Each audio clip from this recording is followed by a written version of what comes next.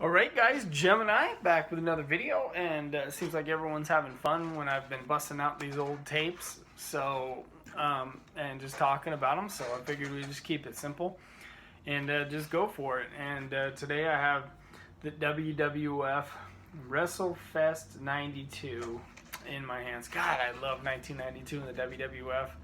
I just did. I mean, I know that they're ratings were low, and McMahon was going to the steroid trial in '92, and but for me, like '92, I think about WrestleMania 8, and I know a lot of people hate that Mania and say it's the worst one. I love that WrestleMania, and I remember SummerSlam '92 and Wembley Stadium, and I remember Survivor Series '92 distinctly as one of the Survivor Series I'd seen probably the most times, main eventing with Bret the Hitman Hart and Shawn Michaels in the main event.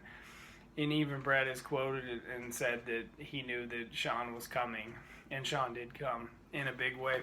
So let's take a look at WrestleFest 92. Somebody said, you need to review it before you say.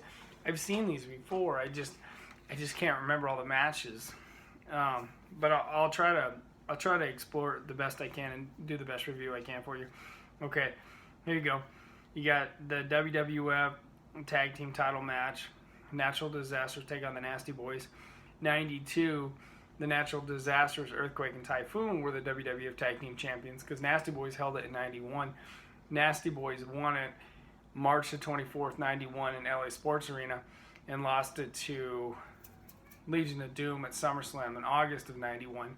So 92, moving forward, the Natural Disasters here were defending the Tag Team belts versus the Nasty Boys. And here you go. Macho Man, Randy Savage battles IRS in a fan favorite match, which was awesome. IRS was always one of the best heels back in the day.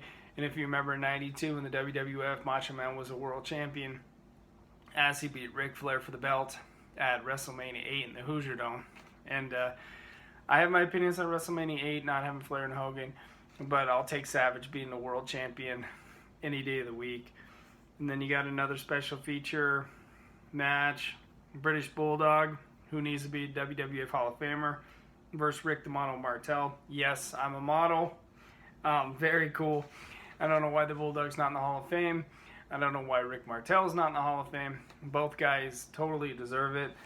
And then you got Virgil versus Shawn Michaels. That's pretty cool too. Virgil's a funny dude. If you watch this video, fuck money. Fuck money, baby! Fuck money, baby! Fuck money, baby! Green and black. Green and black. Fuck money, baby! Fuck money, baby! I love that video. I was playing it for all the guys on the Dallas road trip last year at WrestleMania. I don't think any of them ever heard it before, but yeah, Virgil's a funny motherfucker. And Shawn Michaels, I mean, think about it, if you pick this tape up, WrestleFest 92, you can watch some early heel Shawn Michaels before he would descend to the top of the world. He was just getting his feet wet in 92. El Matador, Tito Santana versus the Repo Man. Repo Man. Oh my God, I couldn't believe they did that to Barry Darso, who was Smash of Demolition. But yeah, the Repo Man gimmick was interesting to say the least. And of course, El Matador, Tito Santana, he was always a classic one. I was never the biggest Tito Santana fan, but I respect him for the flying forearm, or as Jesse Ventura used to call it, the flying burrito or whatever. It was always pretty entertaining to watch Tito Santana in the ring, that Latin temper. I'll never forget the funniest quote, too, on Tito Santana was at WrestleMania 6.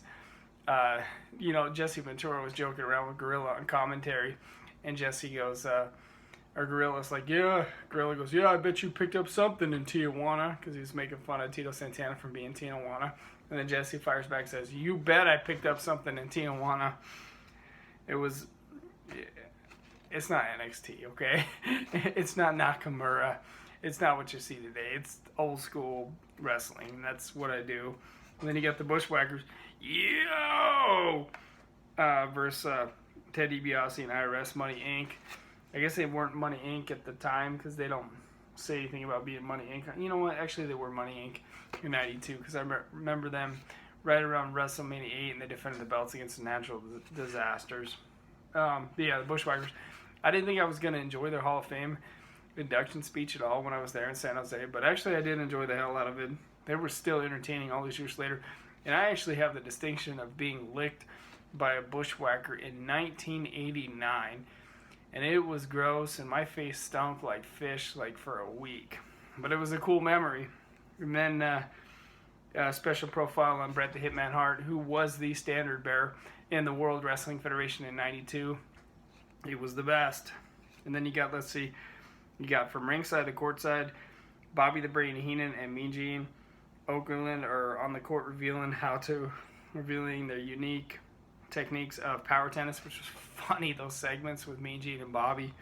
Bobby would cheat on golf on these tapes, and he would cheat on tennis. And then you got a profile on the Berserker. The WWF's Berserker covers all your party needs, from invitations to hors d'oeuvres to lively party games. Renting these tapes back in the day, though, guys, was the shit. It was tons of fun. I remember my buddy Spano sent me this tape. I remember renting these kind of tapes just back in the day for, it was great, man. I used to rent these kind of tapes all the time, and tons of house show matches, and Gorilla was good, and Bobby was good. God, Bobby the Brain Heenan. I was just thinking about him earlier, like, just how he taught me so much about wrestling, and I just learned so much by just hearing his words. He was really the man in wrestling to me.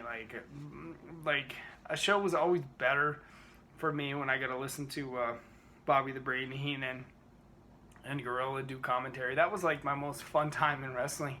I don't know, it was just something about Bobby and Gorilla when they were on commentary that I could just listen to them for hours and never be bored once. Like the announcers they have now, like Michael Cole and stuff, I just kind of like, ugh. I mean, Cole pissed me off at WrestleMania last year, and I seen him from my chair doing it too, because I was in Dallas at WrestleMania, and I seen him with his paper up reading from his script when Shane took his big fall. I seen Cole reading his paper, reading it word for word, the script, and I was like, I get just doing your job, but I was like, dude, if that was Jim Ross, he would have came up with something off the top of his head. But Michael Cole didn't have the passion to do that, and I was like, that kind of killed it for me. Bobby and Gorilla were a great team. Excuse me. Hiccups on common. I'm okay, I promise. Anyway, I better wrap this up. I get the hiccups. I'm Gemini. I hope you enjoyed the hell out of this video. Please subscribe to the channel, and I'll be doing more videos like this. But yeah, anyways, just to wrap my point up, Gorilla and Bobby, man, you didn't see them reading off papers. They just came up with stuff, and it was classic to watch. So this has been a look at WWF Wrestlefest 92. Thank you so much for watching.